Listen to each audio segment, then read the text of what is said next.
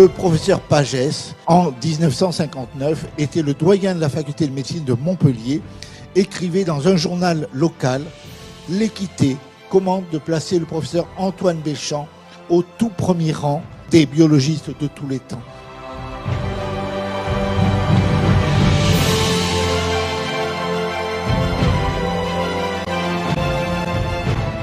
On pourrait presque même dire que ça a été le tout premier. Le tout premier parce que, bon, il y a eu d'autres savants qui ont cherché sur la vie à l'époque, et à l'époque on cherchait vraiment sur la vie, mais jamais un savant n'a eu cette ouverture, cette ampleur et cette capacité de travail absolument extraordinaire. Je reviens un petit peu sur cette période troublée.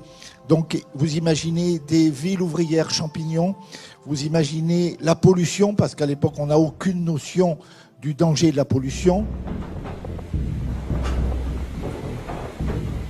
Pour sortir de la pauvreté et gagner sa liberté, l'homme devrait donc asservir la nature, la locomotive d'une extraordinaire frénésie industrielle. Partout en Europe, les usines poussent comme des champignons. En Angleterre, Manchester devient la capitale mondiale du coton. Au milieu du 19e siècle, la ville, ceinturée par 500 manufactures, est plongée dans le brouillard polluant de ses hauts fourneaux. C'est le prix de la modernité. Pourtant, dès l'origine, certains ne semblent pas prêts à le payer. Finalement, ce qui est déterminant dans la santé des populations, ce n'est pas les environnements, mais la richesse, la prospérité. L'argument continue en disant, en faisant de la croissance économique, en s'industrialisant, on crée une population plus prospère et donc à terme, un peuple en meilleure santé. Cette théorie sociale de la santé donne un argument extrêmement puissant à l'administration française qui est en train d'autoriser en masse des usines. Vous imaginez ce que ça représente comme problématique de santé déjà. Vous imaginez des personnes qui vont se retrouver donc coupées de la campagne, du grand air, de l'herbe verte, de toutes ces choses-là, pour se retrouver en travail à la chaîne dans des usines avec, vous imaginez, tout ce que ça représente comme enfermement. Hein, vous savez, l'enfermement. C'est véritablement un enfermement qui démarre pour toutes les classes ouvrières qui vont se créer à ce moment-là. Il faut savoir qu'à l'époque, on venait enfin de découvrir les vitamines, les premières vitamines, et en particulier la vitamine C. L'acide de Zent est bien la vitamine C, la substance mythique recherchée par les biochimistes du monde entier. La vitamine C empêche le développement excessif des réactions d'oxydation qui auraient des effets néfastes sur l'organisme. Une sorte de pompier maîtrisant l'incendie oxydatif.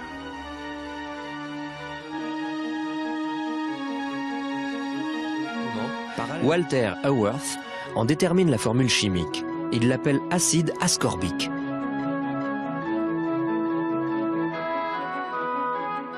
Zent et Haworth recevront ensemble le prix Nobel en 1937 pour la découverte des processus d'oxydation biologique et en particulier de la vitamine C. Donc vous voyez que c'était une période où normalement la médecine aurait dû faire des pas de géant et nous amener vers un bouleversement complet et profond de la conception de la vie et véritablement un accroissement de la santé.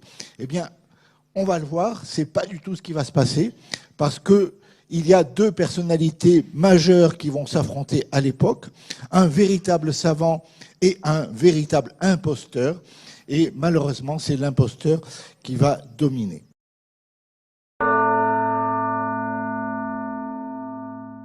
Je voulais vous montrer la superbe chapelle, parce que quand M. Pasteur est décédé, son épouse a jugé qu'il était indigne pour elle de mettre les restes de son mari au Panthéon. C'était tout à fait insuffisant pour un homme comme le grand sauveur Pasteur. Voilà. Donc, on a bâti une chapelle pour Pasteur, une chapelle exprès dans les sous-sols de l'Institut Pasteur.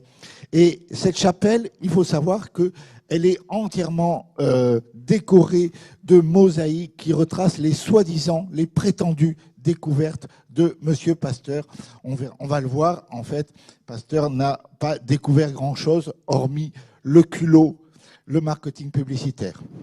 Louis Pasteur est né en 1822, il est mort en 1895. Au niveau études, il faut savoir qu'il a eu un mal fou à obtenir son baccalauréat, en particulier à cause des mathématiques. Il ne supportait pas les mathématiques. Pour un savant, c'est quand même un petit peu étonnant. Il a quand même réussi à obtenir un doctorat en sciences et une agrégation. L'agrégation, à l'époque, c'était pas grand-chose, c'était juste l'autorisation d'enseigner. Une agrégation de physique et de chimie. Mais sur le plan biologique, aucune compétence. Il n'est pas médecin, il n'est pas pharmacien, il n'a strictement aucune compétence. Sur le plan du métier, on peut dire que le métier de Pasteur, c'était plagieur, cambrioleur, menteur, imposteur. J'y vais pas de main morte, je suis d'accord, mais c'est la réalité. On lui attribue un certain nombre de découvertes. Par exemple, ce serait lui qui aurait découvert le caractère lévogire, dextrogire ou racémique des substances organiques. C'est faux. C'est un autre savant, Auguste Laurent, qui a fait cette découverte. Et il est mort trop tôt pour pouvoir défendre sa priorité.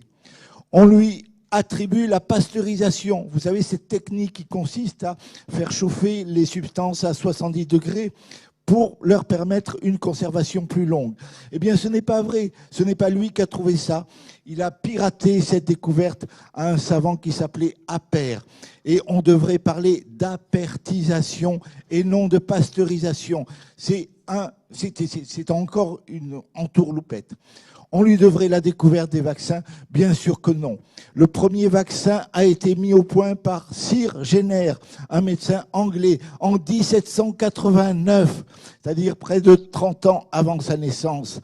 Et c'est ensuite les docteurs Roux, Toussaint et Chamberlain, qui étaient des médecins ou des vétérinaires, qui ont mis au point les vaccins contre la rage et contre le charbon que l'on attribue à Pasteur.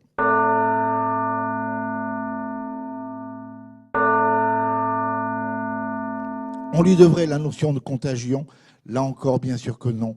Ce sont Semmelweis et surtout Béchamp qui ont mis en place ces notions-là. Et on va le voir, la notion de contagion n'a rien à voir avec ce que croit aujourd'hui la médecine officielle. Antoine Béchamp est né quelques années plus tôt, mais compte tenu de sa situation sociale, puisqu'il était le fils d'une famille de meuniers, qui n'était pas très argenté, eh bien, il a passé en fait la plus grande partie de son enfance, de l'âge de 6 ans jusqu'à l'âge de 18 ans, en Roumanie. Et c'est là qu'il a fait ses premiers pas au niveau scientifique, ses études. C'est là qu'il a appris la pharmacie sur le tas et qu'il a obtenu son diplôme de pharmacien. Et puis son oncle, qui était consul de France en Bulgarie, en Roumanie, est décédé. Il est obligé de rentrer en France, de réapprendre sa langue maternelle et de repartir à zéro. Malgré cela, il arrive à obtenir l'agrégation en pharmacie, la licence en sciences physiques, le doctorat en sciences physiques et le doctorat en médecine. Et il a bien sûr exercé différents métiers, mais ce qu'il faut savoir surtout, c'est qu'il était professeur. Pourquoi professeur? Parce que ça lui permettait d'avoir du temps libre pour faire des recherches. La passion de Béchamp, c'était de comprendre, de chercher. C'est le premier qui a été capable de parler de la notion de contagion de façon objective par les germes et les corpuscules vibrants de l'air. Mais sachez-le, cette contagion n'est possible que pour des substances non organisées. Il n'y a pas de contagion sur un être organisé. En tout cas, pas comme on l'entend, pas en tant que guerre bactériologique. Bien sûr, si je me mets à bâiller, vous allez peut-être tous bâiller si je suis un bon bailleur. Ça, c'est la contagion par mimétisme. Il peut y avoir transmission d'informations, on le verra. Mais il n'y a jamais multiplication de germes ou de bactéries ou de prétendus virus à l'intérieur de votre corps qui viendraient de l'extérieur. Et ça, Béchamp a démontré que c'est strictement possible. Et nous verrons tout à l'heure un exemple avec la Borrelia, c'est-à-dire la soi-disant maladie de Lyme. Donc il a parlé de la véritable contagion. Il a parlé de l'antisepsie, il a défini l'antisepsie et l'asepsie chirurgicale. Vous savez qu'il y a une différence, ça paraît idiot, mais c'est important. À 70 degrés, vous arrivez à l'antisepsie, c'est-à-dire vous stoppez la reproduction, on le verra, des microzymas. À 100 degrés de température, vous arrivez à l'asepsie et avec des substances vraiment très dures, on arrive à l'asepsie, mais on est au niveau de la chimiothérapie. On est au niveau de la mort et des antibiotiques. Encore qu'il y a des antibiotiques en bactériostatiques, donc qui relèvent plutôt de l'antisepsie. Et puis, bien sûr, on le verra, c'est lui qui va être le fondateur objectif réel de l'enzymologie, puisqu'il a découvert le responsable de la fabrication des enzymes. Et c'est d'ailleurs pour ça qu'on appelle à l'époque les enzymes, on appelait ça des zymases, et c'est pour ça qu'il appelait les microzymas par ce nom-là. Et c'est le véritable découvreur de la génétique, sachant qu'il ne pouvait pas le savoir à l'époque, mais nous allons le voir, il y a au cœur de chaque microzyma un cristal de silicium qui en fait, si vous voulez, le porteur de toutes les informations génétiques héritées et acquises de notre vie. Et c'est présent sur chaque microzyma. Et c'est absolument fabuleux cette histoire-là, parce que on le verra, on a la possibilité d'effacer des programmations négatives et inadéquates et de le remplacer par des programmations positives et qui nous conviennent à volonté, parce que c'est comme sur une clé USB d'ordinateur, tout cela est inscrit au cœur de nos microzymas de manière tout à fait labile. On peut l'effacer et le remplacer. Alors, à l'époque, au XIXe siècle, le but des savants, c'était d'évacuer la notion de créateur. Il fallait arriver à éliminer complètement la notion d'un Dieu créateur qui serait, vis-à-vis duquel nous serions redevables de quelque chose. Donc la grande question de l'époque, c'était d'arriver à démontrer que la vie pouvait apparaître de manière spontanée dès lors que les ingrédients étaient présents. Donc vous imaginez, le principe de la génération spontanée, c'est quelque chose qui, à l'heure actuelle, est rejeté par tous les scientifiques du monde entier. C'est la base de la théorie de l'évolutionnisme qui reste néanmoins la clé de voûte de tout notre système éducatif dans nos sociétés occidentales. Donc nous sommes dans une société basée sur l'évolutionnisme. L'évolutionnisme est basé sur la génération spontanée et tous les savants du monde entier aujourd'hui affirment haut et clair que la génération spontanée est impossible, et même Pasteur a tourné sa veste en fin de vie et il a reconnu que la génération spontanée n'était pas possible. Mais à l'époque, il fallait le démontrer. Qu'est-ce que c'est que la génération spontanée ? C'est pas compliqué.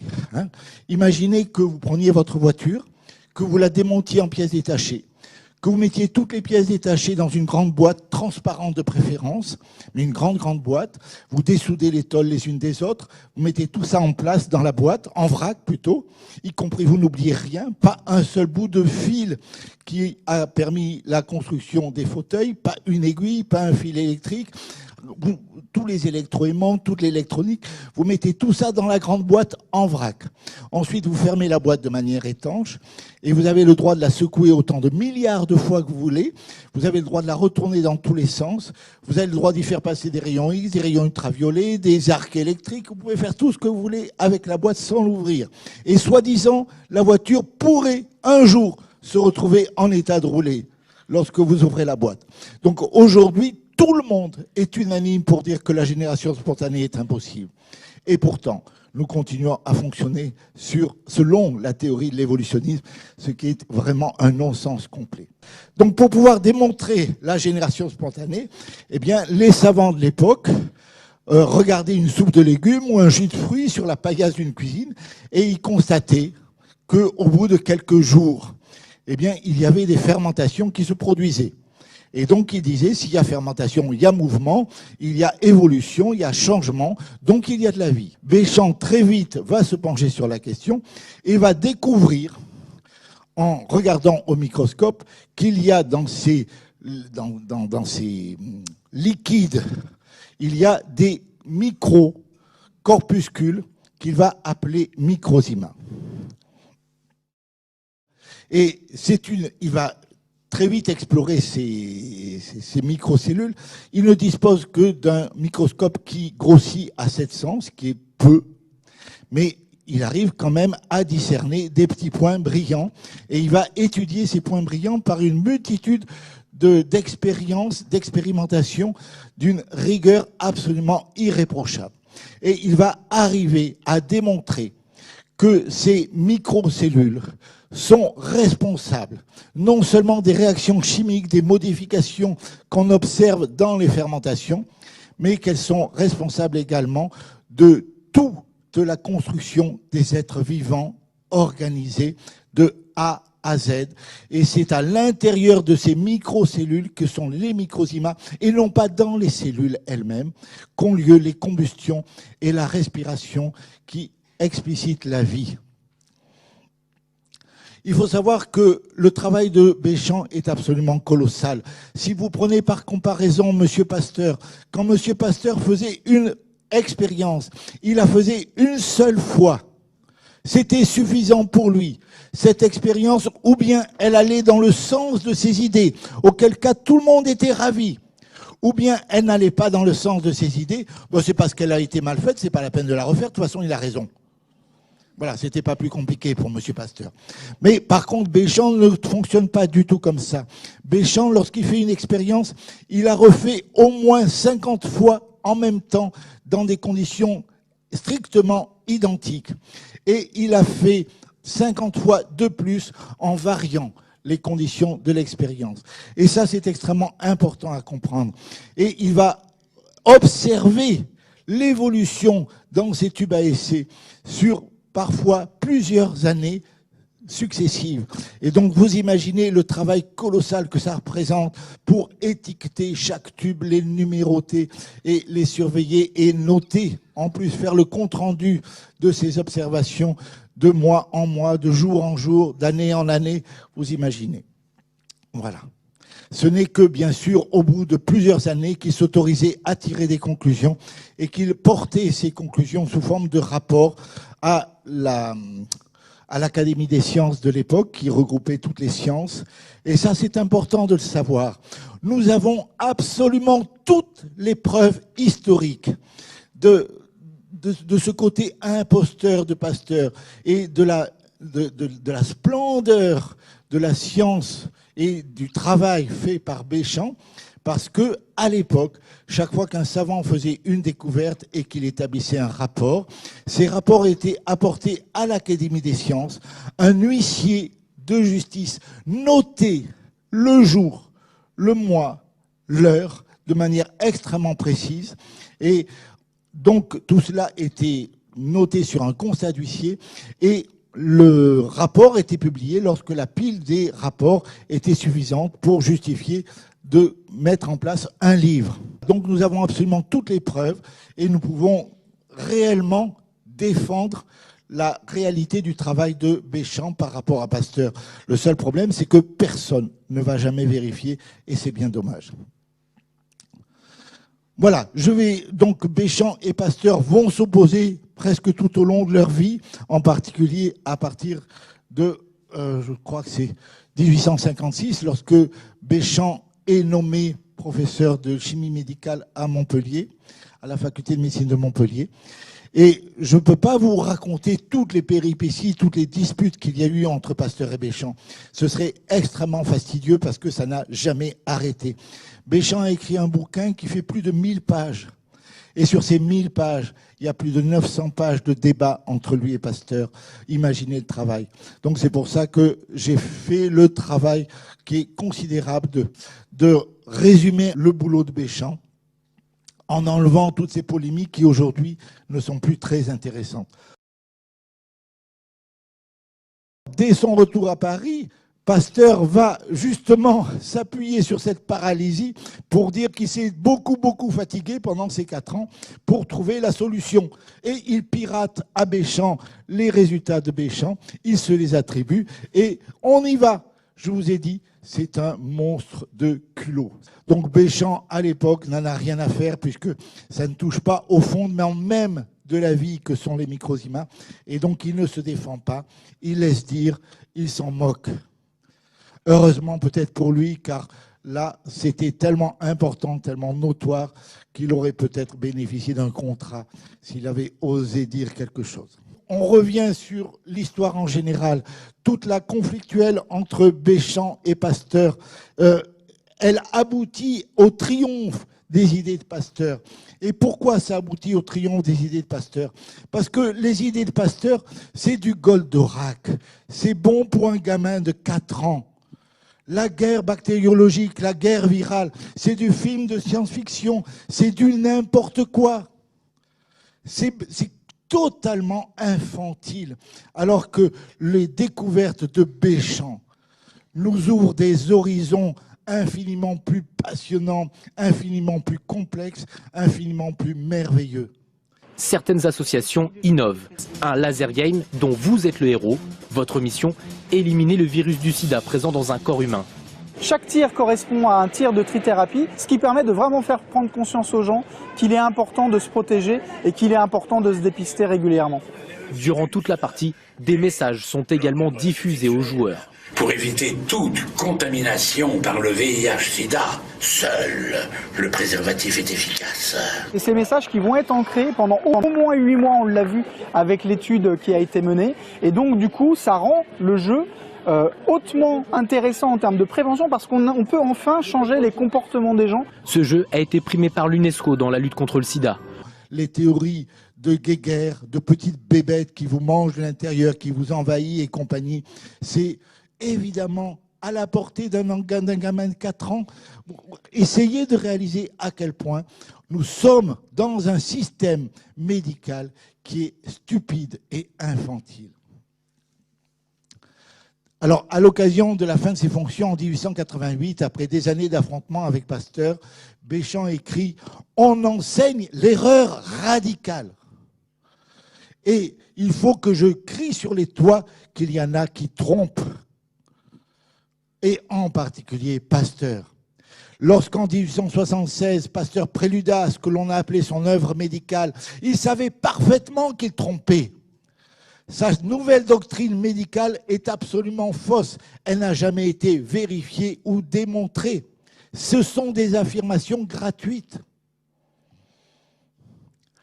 La théorie des microzymas donnait enfin à la médecine une base expérimentale aussi stable, en respectant et expliquant les vérités acquises à travers les siècles, que la théorie lavoisierienne de la matière l'avait donnée à la chimie.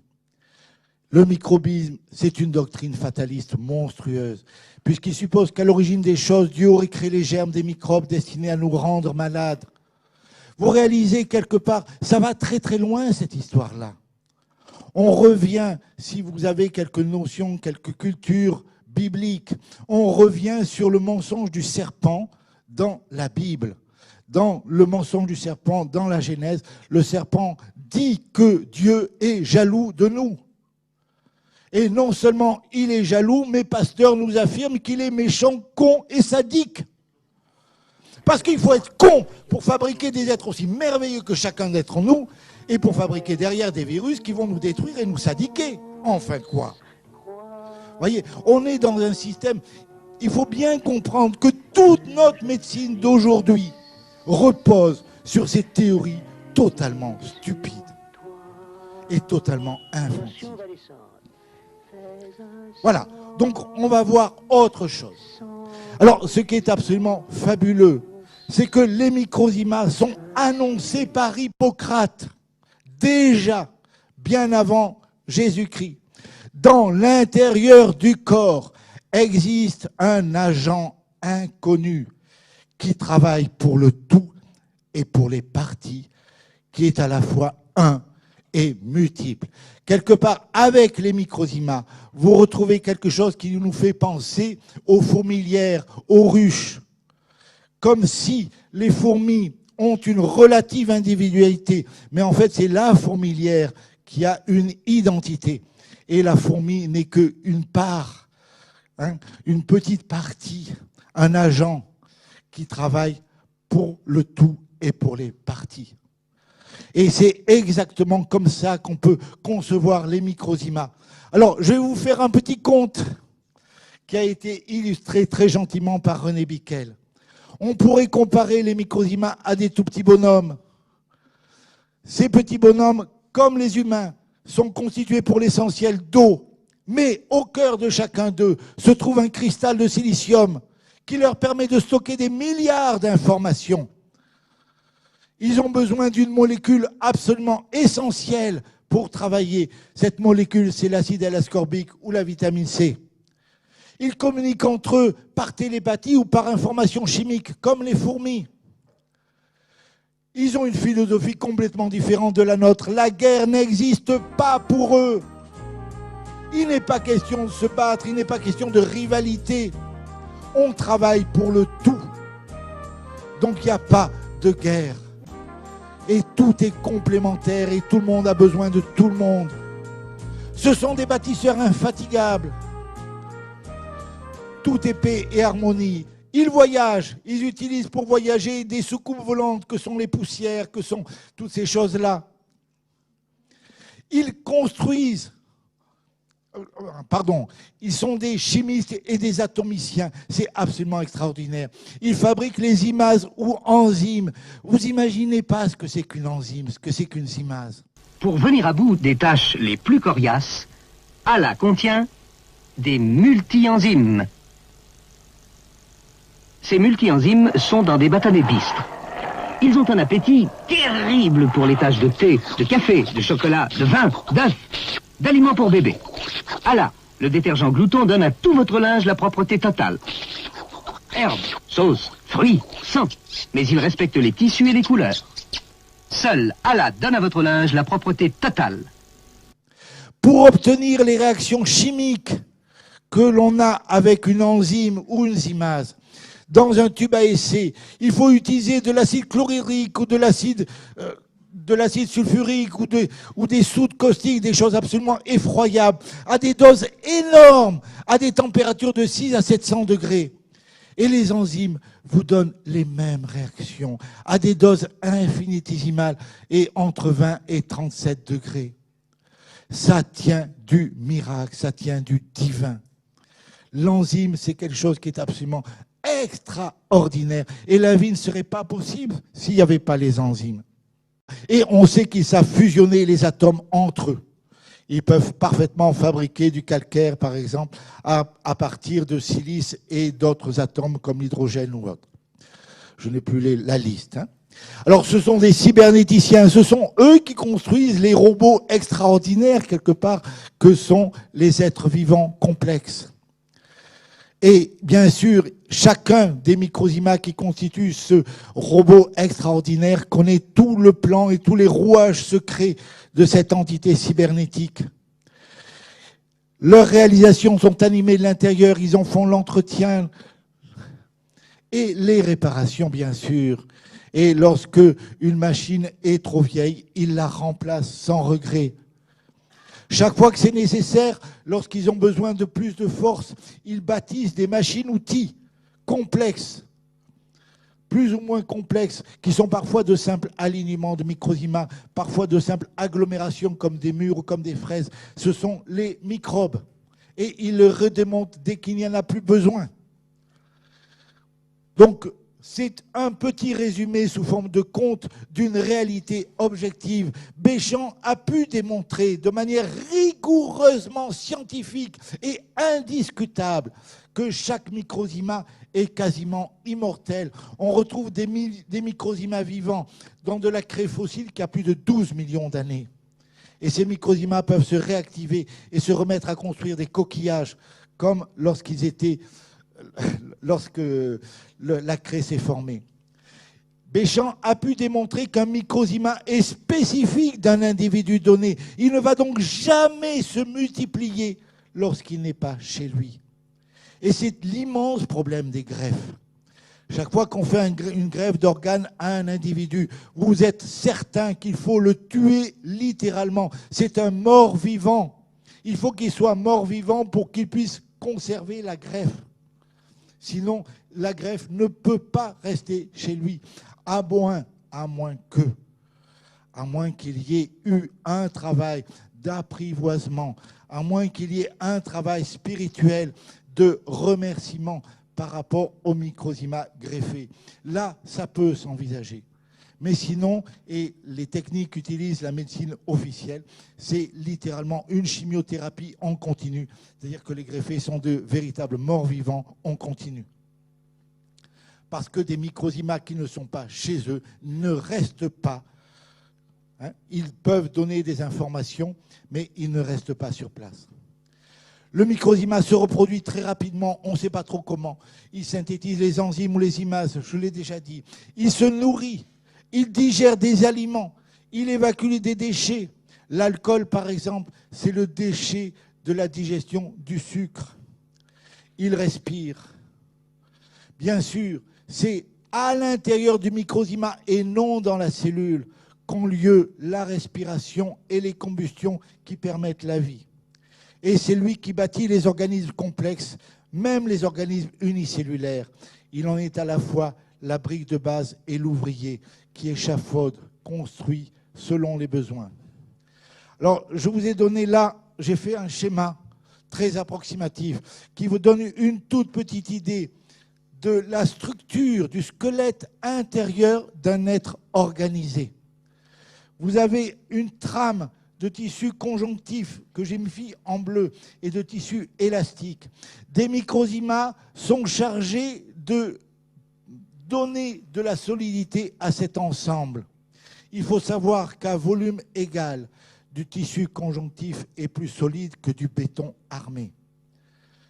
À l'intérieur de cette trame, les microzymas ont sécrété un gel dans lequel ils vont pouvoir se déplacer. Ce gel est plus ou moins liquide, plus ou moins solide, selon qu'ils y installent des cristaux, éventuellement de calcium, de silice et de phosphore pour faire de l'os. Ce milieu va pouvoir évoluer sur ordre du cerveau. Et ça, c'est important aussi à comprendre. Si votre milieu devient acide ou alcalin, ça ne vient pas de ce que vous mangez. Sachez que vous avez aux bottes, aux ordres de votre cerveau, vous avez les reins, vous avez les poumons et vous avez la peau qui vous permettent de réguler votre milieu intérieur, votre pH intérieur. Et c'est le cerveau qui en décide. Et localement, il peut modifier ce terrain. Le terrain peut devenir localement acide et oxydé, auquel cas les microzymas bâtiront des bacilles tuberculeux. Il peut devenir alcalin, auquel cas les microzymas bâtiront des bactéries, des pyocyaniques, des staphylocoques ou autres. Il peut devenir acide et réduit, auquel cas les microzymas construiront des cellules. Je vous disais tout à l'heure, les microzymas fonctionnent comme les fourmis. Les fourmis sont informées du travail qu'elles ont à faire par des déjections de produits chimiques le long de leur itinéraire. Et c'est comme ça qu'elles retrouvent leur itinéraire. Eh bien, c'est pareil pour les microzymas. Le cerveau va libérer des substances qui vont modifier la qualité locale du terrain. Voilà. Alors, les cellules sont bâties. Alors, il faut savoir que, donc, je vous le disais, les cellules ne se multiplient pas. On va le revoir dans 5 minutes. Elles sont bâties, la membrane cellulaire est constituée par des microzymas qui sont juxtaposés et qui s'aplatissent les uns les autres. Et le noyau cellulaire, c'est, alors ça c'est une hypothèse, c'est à mon avis le dortoir, là où les microzymas récupèrent.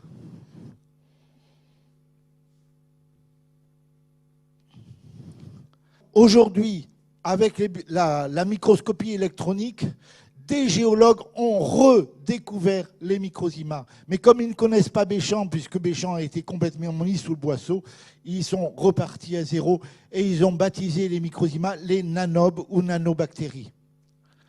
Mais il faut savoir qu'on ne peut observer au microscope électronique que sur des tissus, enfin pas sur des tissus, mais sur des substances minérales. Et donc ils ont retrouvé des microzymas sur de la craie fossile, sur du calcaire, où ils l'ont retrouvé également sur des plaques d'athérome ou sur des lithiases chez les animaux. Donc c'est extrêmement intéressant.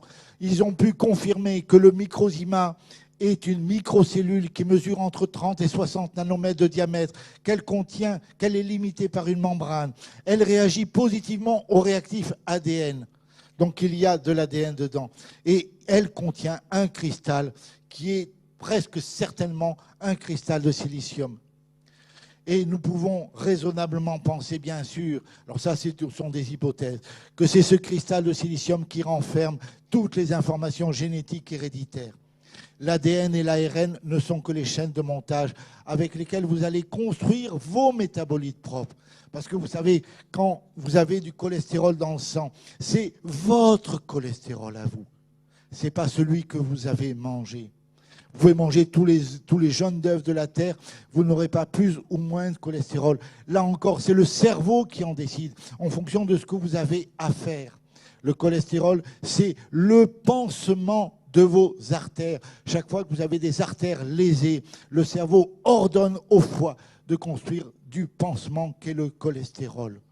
Et lutter contre le taux de cholestérol, c'est ouvrir la porte aux anévrismes artériels et aux hémorragies cataclysmiques tôt ou tard.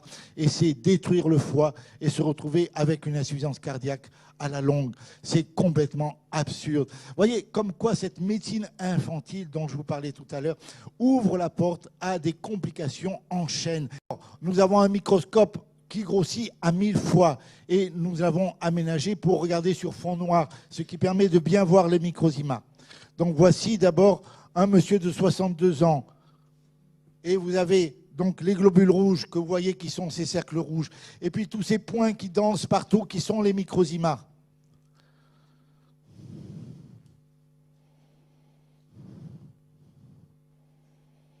Et les globules rouges en général sont entassés en piles d'assiettes. Voilà, vous voyez, je crois qu'il faut arrêter d'écouter tout ce qu'on vous chante à droite et à gauche. La vie est merveilleuse. Oh, pardon. Le plus étonnant dans cette histoire-là, c'est que c'était au mois de mai. La lame est restée sur la paillasse jusqu'à la fin juillet. Je vous jure qu'à la fin juillet, bon, elle n'était pas sur le microscope, mais à la fin juillet, quand j'examinais sa lame, les microzymas étaient toujours vivants. Et voici déjà quelques jours après, 18 heures après, regardez, les globules rouges ont disparu, ils ont été démontés par les microzymas, mais les microzymas sont toujours vivants et ils bâtissent des trucs, on ne sait pas quoi, c'est bizarre, mais quand même, ils bâtissent réellement des trucs. Et voyez comme ils sont vivants. Et voilà quelques-unes des images qu'on a pu obtenir sur cette lame, de ces constructions extraordinaires des microzymas. Alors, ce qu'il faut savoir aussi, c'est que quand vous regardez quelqu'un le matin et le soir, vous n'avez pas du tout la même image. Pourquoi vous n'avez pas la même image? Parce que les microzymas sont les bâtisseurs et les ouvriers de la vie. Et normalement, si vous avez une hygiène de vie logique et normale, c'est-à-dire si vous ne mangez pas dans la journée, si vous faites un repas complet le soir, que ce repas, vous avez toute la nuit pour l'assimiler, pour digérer, et grâce à lui pour réparer, eh bien le matin, votre organisme n'a rien à faire. Et donc les microzymas sont très peu nombreux le matin. Vous voyez, ça c'est le sang d'une personne le matin à 9 h. Et voyez que les globules rouges sont magnifiques, ils vibrent, ils sont beaux comme tout. Ils sont pile d'assiettes et c'est normal. C'est ce qui permet la transmission de l'oxygène d'un globule rouge à l'autre. Mais vous avez très peu de microzymas. Hein, vous en avez un ici, un autre là, les globules rouges se promènent, tout va bien. Je ne vais pas vous laisser regarder le film jusqu'au bout parce qu'on n'a pas le temps. Mais si vous venez un jour à Guyana, je vous le montrerai entier. Et voilà le soir à 6 heures, la même personne. Alors bien sûr, le soir, il y a du travail. Parce qu'au cours de la journée, vous êtes fatigué, vous êtes déshydraté, vous avez des radicaux libres, puisqu'il y a eu beaucoup de combustion, beaucoup d'exercices, beaucoup d'activités. Et donc les microzymas ont beaucoup de travail le soir. Donc c'est la même personne. Une autre goutte de sang prise le soir à 6 heures. Voyez la différence. Et ça ne veut pas dire qu'elle est en meilleure forme le soir. Ça veut dire simplement que le soir, les microzymas ont plus de boulot que le matin. Et c'est logique si vous êtes dans une dynamique d'intelligence de la vie, de compréhension de ce qu'est la vie. Alors là, je vais vous montrer quelque chose qui est absolument exceptionnel. Un monsieur un jour qui vient pour une bilharziose urinaire. Il vient nous voir pour une bilharziose urinaire. Et à l'époque, on avait eu l'autorisation d'ouvrir une clinique à Guyana, là où nous travaillons. Et on a eu cette autorisation pendant 4 mois. Et pendant ces 4 mois, on a fait des perfusions de vitamine C à haute dose. Et on a pu expérimenter des choses extraordinaires. Eh bien, ce monsieur a une bilharziose urinaire, c'est-à-dire c'est un parasite qui s'attrape en Afrique, qui, quand on marche dans les mares d'eau stagnante, c'est un petit ver qui traverse la peau au niveau des jambes et qui remonte, et qui ensuite est allé pondre ses œufs dans la vessie de ce monsieur, dans la paroi de la vessie de ce monsieur. Et évidemment, chaque fois qu'il pond, ben, il perce et ça saigne. Et donc ce monsieur vient nous voir pour une hématurie, c'est-à-dire du sang dans les urines. Et nous lui faisons des perfusions de vitamine C, 30-40 grammes de vitamine C par jour en perfusion. Et au bout de 8 jours, il n'a plus rien. La vessie est complètement normalisée. Les microzymas ont réussi à prendre le dessus sur le parasite. Vous voyez, on n'a rien fait d'autre. Mais quand il part, au moment de partir, il va reprendre l'avion. Le taxi est attendu en bas. Il va reprendre l'avion et il me dit, c'est bizarre, ça m'a guéri cette bilharziose, mais j'ai une trachéite purulente chronique. Les naturopathes me disent que c'est un staphylocoque doré et que je le garderai jusqu'à la fin de mes jours. Et je pensais qu'avec cette vitamine C intraveineuse, il serait parti. Or, la trachéite est toujours là. Bizarre quand même, hein. En fait, il s'était focalisé sur la bilharziose et donc, quelque part, ces microzymas de la trachée n'avaient pas travaillé malgré la vitamine C. Et par conséquent, je lui dis, mais écoute, ça m'intéresse. Est-ce que tu peux cracher? Et on regarde ton crachat. Et il crache. Et on examine son crachat. Alors, si vous n'avez jamais vu de Borrelia, regardez bien. Voilà des Borrelia. Hein, la prétendue maladie de Lyme. Il n'y a pas de maladie. Il y a des malades. Il n'y a pas de maladie. Il y a des malades. Là, vous avez des Borrelia magnifiques, superbes, extraordinaires, et non pas des staphylocoques dorés. Et donc, il s'en va. Et la lame reste sur le microscope. Regardez bien, ça, vous ne verrez pas ça tous les jours.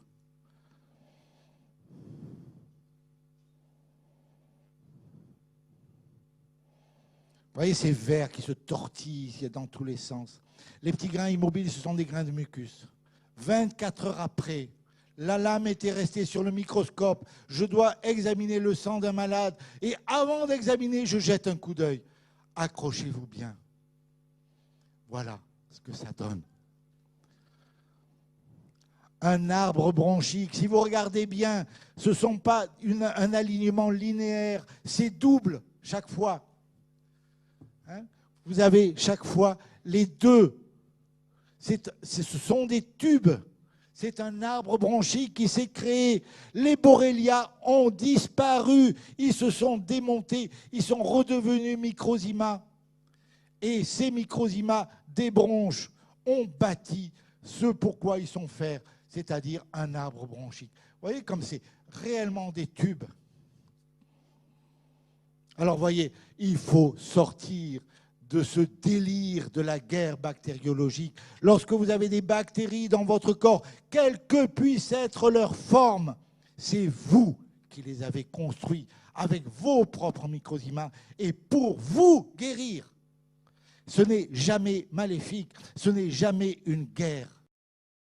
Pour mieux comprendre, essayons d'illustrer cette expérience qui montre cette transmutation biologique incroyable dont est capable la nature. Nous avons un prélèvement de crachat issu de la trachée qui est mis sur une lame et observé au microscope. Le prélèvement est donc mis à distance du corps.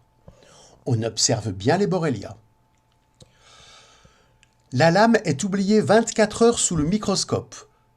À l'observation suivante, les Borrelia ont disparu et ce sont des formations en arbres bronchiques qui sont apparues sous l'effet des microzymas. Comment expliquer cette incroyable métamorphose? Sous l'effet probable d'un signal du cerveau, d'origine électromagnétique ou chimique, les microzymas, normalement assignés à une tâche pulmonaire, auraient été reprogrammés pour réparer une lésion de la gorge en se transformant alors en bactéries selon la théorie microzymienne. Les bactéries choisies furent les Borrelia. Lorsque le prélèvement fut éloigné du corps, donc du cerveau, le signal envoyé aux microzymas n'était plus capté. Les microzymas reprirent alors leur identité primitive, leur programmation originelle, qui était la construction et l'entretien du système bronchique. Elles se retransformèrent alors en leur forme identitaire primitive, l'arbre bronchique. Pour ce patient, la lésion étant trop importante ou l'origine du conflit non élucidée, la guérison rapide ne pouvait aboutir. Il y avait donc démontage et reconstruction perpétuelle de la lésion de la trachée. Pour le docteur Alain Scoy, les antibiotiques bloquent le travail des microzymas ou les tuent et rallongent de ce fait le temps de réparation de manière totalement inopportune.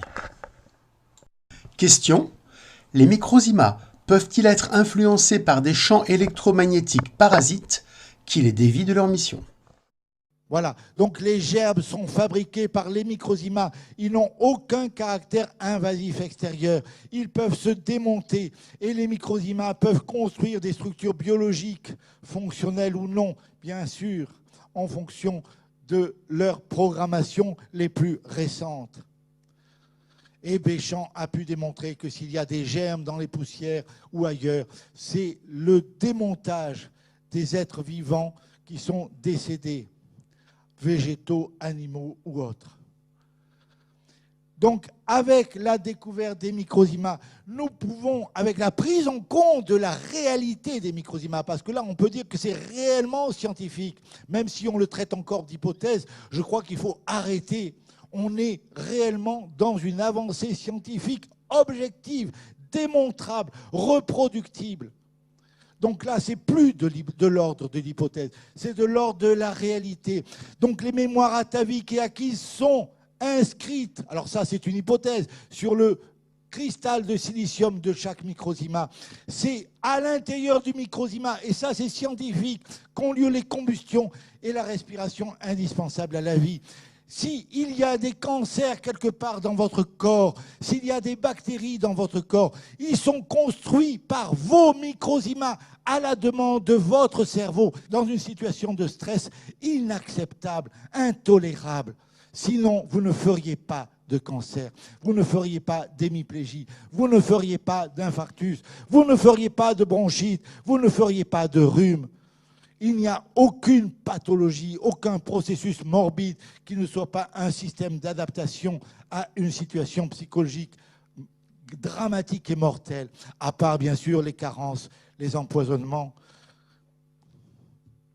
Sachez qu'on a même pu observer une tumeur cancéreuse de l'ovaire 10 ans après une totale pour un fibrome utérin.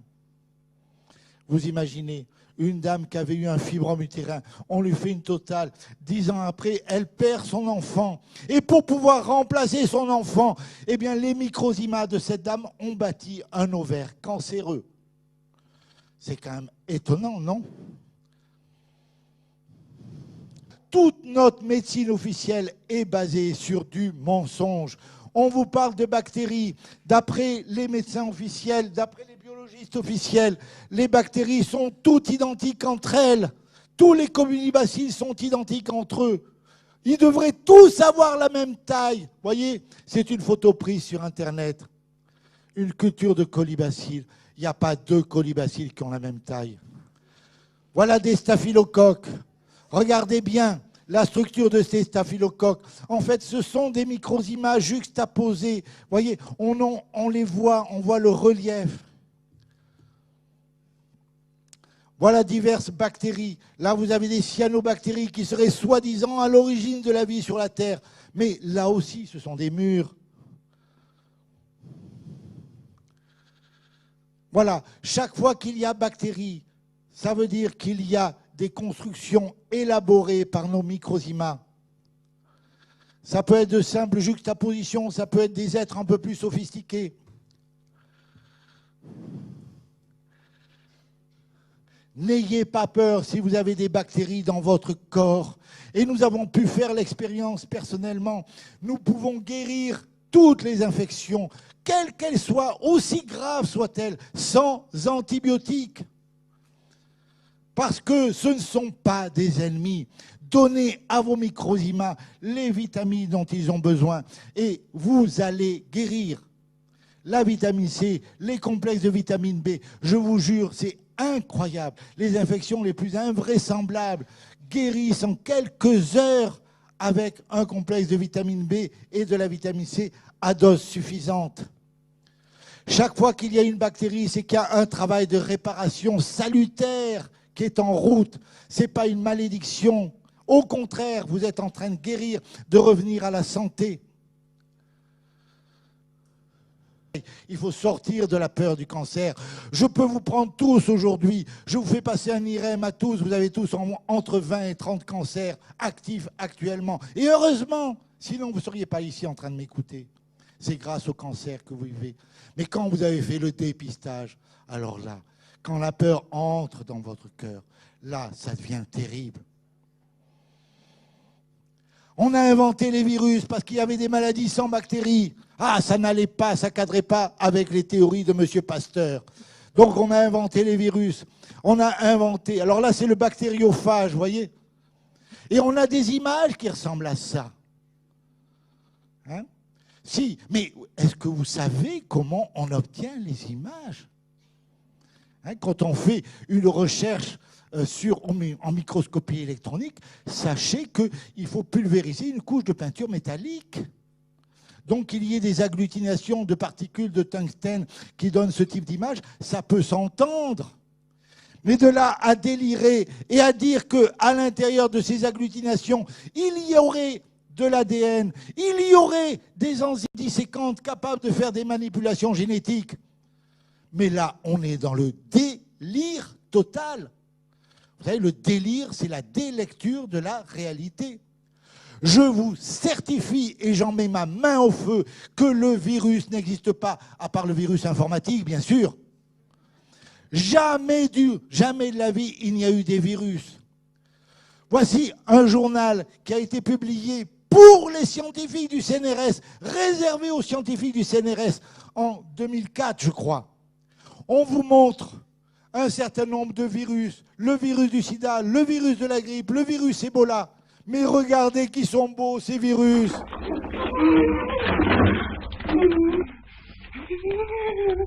Vous avez dit c'est un vrai. Faut-il croire que l'autre était un faux? Soulagez votre conscience dans un moment pareil. Regardez le virus du sida. Il est pas beau. Elle n'est pas douée, la grand-mère, qui a fait ce truc au crochet. Non mais c'est pour des scientifiques. Mais vous réalisez, c'est pour des scientifiques que vous payez, vous, avec vos impôts. Et regardez, les seules images un peu sérieuses qu'on trouve de virus, ce sont des microzymas. Alors c'est facile après de dire que le virus est un parasite obligatoire de la cellule. Eh bien, bien sûr, puisque c'est le bâtisseur. Il en est la brique de base, il est partout. Alors bien sûr, il y a des microzymas à l'intérieur des cellules. Et voyez, on voit même le cristal de silicium dans celui-ci. On est bien sur le microzyma et il n'est pas question de virus étrangers. L'ADN, les manipulations, la cartographie génétique. La seule image que nous avons, c'est celle qui est en haut à gauche. Et c'est avec ça qu'ils font des soi-disant diagnostics identitaires et criminels. Ils jouent à pile ou face, oui. On n'a aucune autre information que ça. Alors ça ne veut pas dire que ça n'existe pas, mais ça veut dire qu'il faut arrêter de dire des bêtises. Et toutes les cartographies et autres, ce sont des mensonges.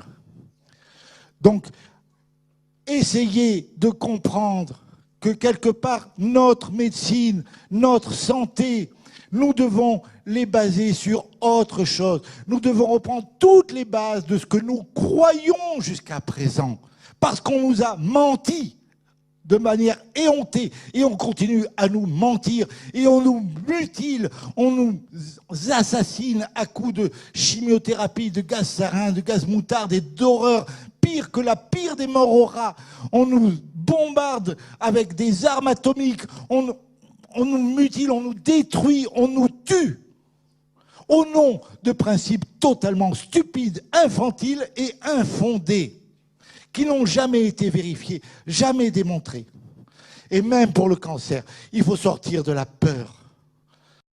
Voilà, si vous voulez guérir, il faut repartir sur un petit peu plus de bon sens et d'intelligence. Il faut comprendre que c'est le microzyma, la base même de la vie. C'est le rouage le plus fondamental de la vie. La guerre bactériologique est totalement stupide, infantile et inexistante. Je crois qu'il y a un véritable sabotage qui est orchestré au niveau mondial par rapport à la vie, par rapport à l'humanité. Et c'est très très grave. Si vous voulez aider vos microzymas à être en bonne santé, eh bien sachez alterner repos et activité. Et quand vous êtes malade, beaucoup de repos.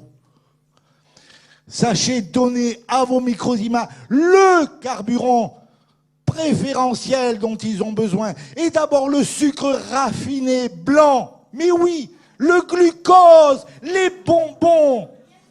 Un malade doit consommer un bonbon tous les quarts d'heure. Et il n'aura pratiquement plus jamais mal.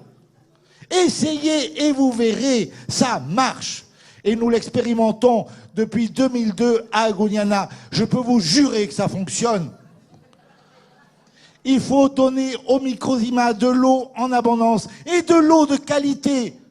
Alors là, attention à la javel et à l'aluminium qui traînent dans nos eaux du robinet. Il faut utiliser de l'eau osmosée ou de l'eau ultra filtrée. C'est très très important. Bon, pardon, je reviens en arrière. Il faut faire des repas équilibrés. Mais quand vous êtes malade, 3, 4, 5 repas par jour, les enfants, pareil. Mais les adultes, un repas le soir. Point. Final. Un petit café le matin, un petit café à midi. Mais normalement, on ne doit pas manger dans la journée. Ça, c'est de la physiologie élémentaire de base. Parce que vous ne pouvez pas à la fois digérer et travailler. Enfin, on ne va pas rentrer dans les détails, on n'a pas le temps. Et il vous faut prendre des vitamines. Ces vitamines sont essentielles. Pourquoi ? Parce que nous avons actuellement une alimentation qui est toujours carencée, même quand vous êtes dans le bio à 100%. Parce que nous avons été créés à l'origine pour vivre en zone équatoriale, pour être des frugivores, sur des fruits équatoriaux hyper riches en vitamine C. Eh bien, nous ne savons pas synthétiser la vitamine C, il nous faut en prendre. Et tous nos aliments sont tellement pollués, qu'on le veuille ou non, même en bio, que si nous n'avons pas une complémentation en vitamine B et en vitamine E, eh bien, nous allons avoir des complications. Et c'est pas plus complexe que ça.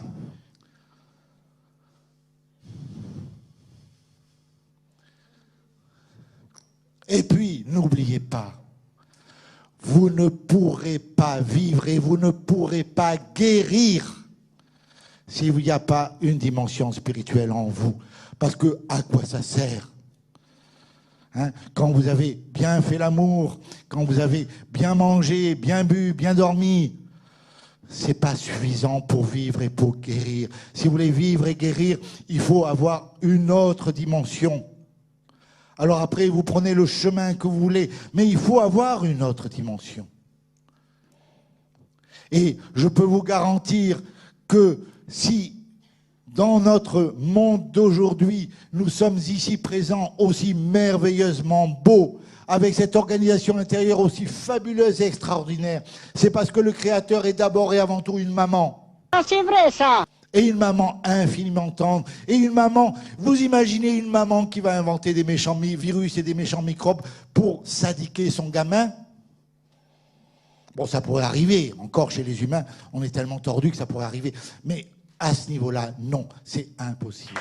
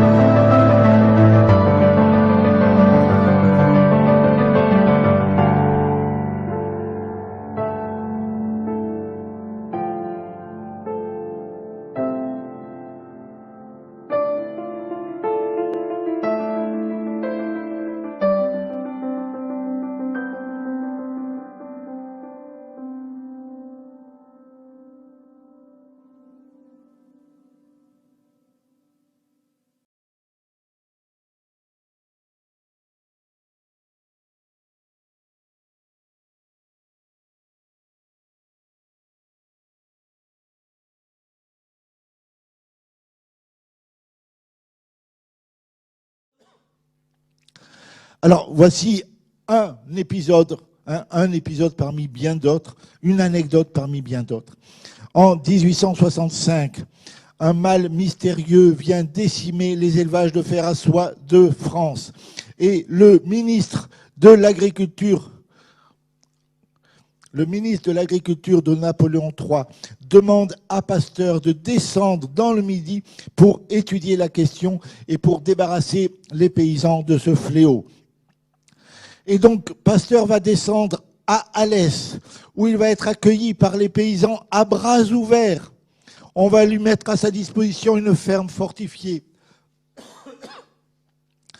On va être aux petits soins pour lui mettre tout le personnel possible, imaginable à sa disposition. On va lui faire les petits plats les plus extraordinaires. On va le gâter, le pourrir littéralement.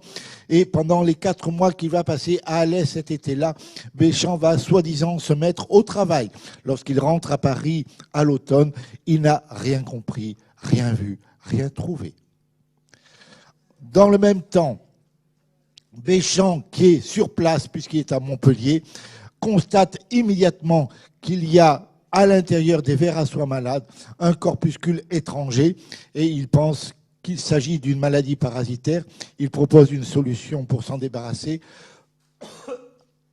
qui est de produire des vapeurs d'un léger antiseptique qui est la créosote, un peu comparable à l'éther. Et si on fait cela, effectivement, tous les élevages sont débarrassés de ce parasite et de cette maladie. Et bien sûr, Pasteur est très largement subventionné. Il est accueilli à bras ouverts, nourri, logé gratuitement. Et puis, Béchamp fait tout ça totalement gratuitement. L'été 66, c'est-à-dire l'année suivante, bien sûr, pour Pasteur, il n'est pas question de passer l'année loin de la cour. Il faut qu'il soit toujours alléché les bottes de ces messieurs et de l'impératrice, etc. Donc l'été suivant, Pasteur revient à la charge. Cette fois-ci, il a compris, il se fait accompagner d'une cohorte de collaborateurs extrêmement éprouvés. Et grâce à eux, il arrive à détecter effectivement ce corps étranger à l'intérieur du corps des vers à soie malades. Et quand on lui dit « Monsieur Béchamp pense qu'il s'agit d'un parasite », non, non, c'est une erreur, bien sûr. Ce n'est ni d'origine animale, ni d'origine végétale. C'est le corps des vers à soie qui produirait ce corpuscule, ce qui, bien sûr, est absolument faux. Alors, cette année-là, 66, Béchamp a affiné son analyse. Il a démontré que la maladie est provoquée par une spore transportée par l'air et qu'il s'agit donc bien d'un parasite végétal. Troisième été, Pasteur revient une troisième fois à la charge. Et chaque fois, c'est pareil. Il est accueilli à bras ouverts par les paysans qui voient en lui un prétendu sauveur. Et après 4 mois à nouveau de travail, soi-disant, il n'a fourni aucune explication supplémentaire. Entre-temps, Béchamp avait établi la distinction entre la pébrine et une autre maladie du ver à soie bien ancienne et bien connue qui est la flacherie. Bien sûr, tout ce que je vous dis est communiqué au fur et à mesure à l'Académie des sciences. Et nous avons toutes les preuves, toutes les dates, on a absolument tous les éléments pour démontrer à quel point Pasteur est un faussaire et un menteur. 1868, 4e année, là, Pasteur va nous rendre un grand service. Pasteur, au bout de 4 mois, signale à l'Académie des sciences que blanc n'est pas noir et que noir n'est pas blanc. C'est-à-dire qu'au bout de 4 ans, après 4 ans et 4 fois 4 mois de travail, il a compris que la pébrine n'est pas la flacherie. C'est bien pour ça qu'on l'avait missionné au début. C'est parce que tout le monde savait que c'était une nouvelle maladie. Donc cette fois-ci, il a littéralement, et comme d'habitude, pataugé lamentablement. Et quand il rentre à Paris cet été-là, cet automne-là, c'est sous les jets de pierre des paysans. Parce que les paysans ont compris qu'ils se sont fait gruger et que pendant 4 années successives, ils ont gâté, pourri cet homme qui est un véritable imposteur. Et donc, c'est merveilleux parce que, du coup, Pasteur nous donne une illustration parfaite de la psychosomatique. Sachez que sur le cristal de silicium de chacun de vos microzymas, le déplacement, c'est la marche. Pour votre cerveau, pour votre mental, pour vos microzymas, se déplacer, c'est la marche. Pour Pasteur, revenir à Alès une 5e année serait synonyme de lapidation. Il n'est donc pas question pour lui de revenir à Alès. Eh bien, à l'automne, à la suite de cette première tentative de lapidation, il va faire une hémiplégie. Il va se paralyser tout simplement pour ne pas avoir à y retourner. C'est génial, c'est une illustration parfaite de la psychosomatique. Chaque fois qu'il y a un AVC, chaque fois qu'il y a une paralysie, une sclérose en plaques ou quelque chose, n'allez pas chercher ailleurs. C'est un conflit de déplacement. Il faut simplement comprendre où se trouve le déplacement et le déprogrammer et accompagner le processus de guérison.